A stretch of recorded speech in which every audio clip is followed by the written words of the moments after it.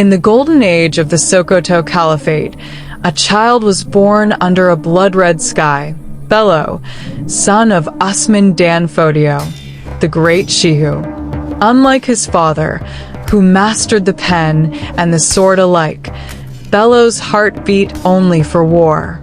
From childhood, he was trained among warriors, learning to strike with the sword, ride the fastest horse, and never show fear.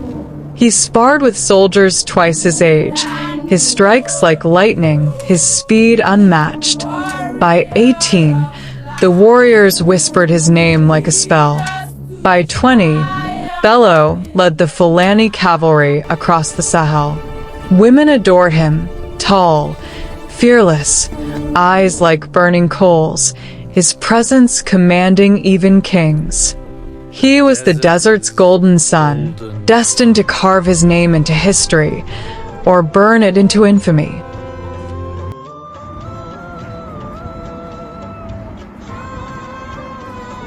When Usman Dan Fodio looked south toward the land of Kwara, he saw vast plains rich with people who resisted the caliphate's call.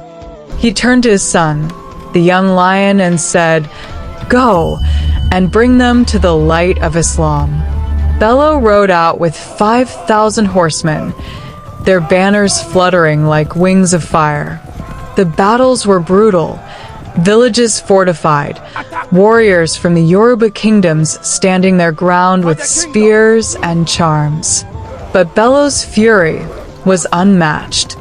He led charge after charge, his sword flashing like silver lightning. Even when arrows rained, he pressed forward, cutting through men like a spirit possessed. The land of Kwara fell.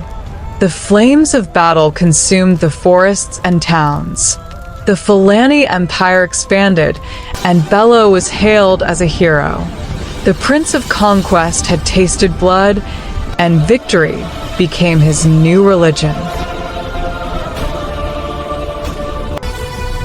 We rise from the ashes, united in our resolve.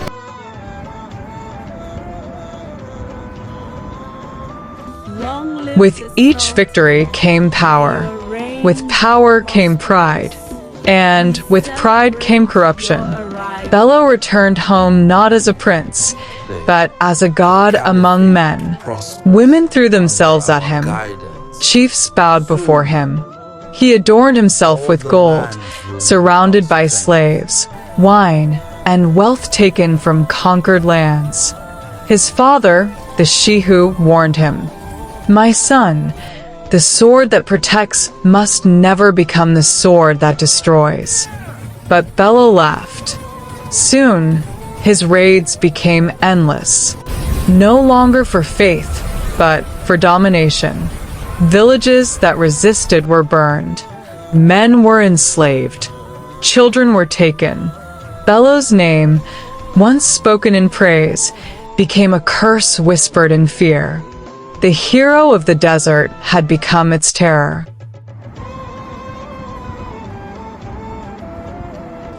The aging Usman Dan Fodio could not bear what his son had become. He sent word, "Return, Bello. The sword of faith is not meant for tyranny." But Bello was lost to rage and glory. He turned even on his father's loyal emirs, accusing them of betrayal.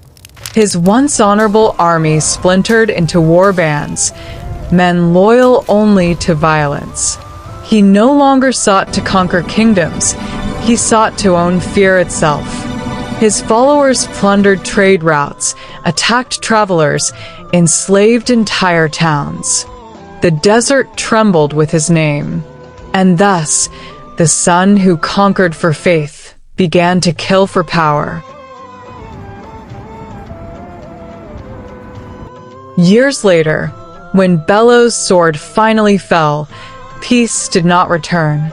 His war bands did not disband, they multiplied. Each generation birthed new marauders, new factions, new wars. From his bloodline and his ideology, the seeds of modern terror grew. Men claiming to fight for faith, but living only for blood.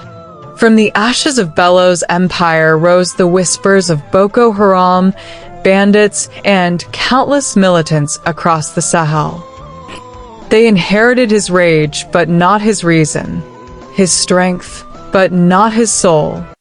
As the desert wind howls across the graves of warriors long dead, the spirit of Bello still lingers, half hero, half monster. A warning to all who wield the sword without wisdom.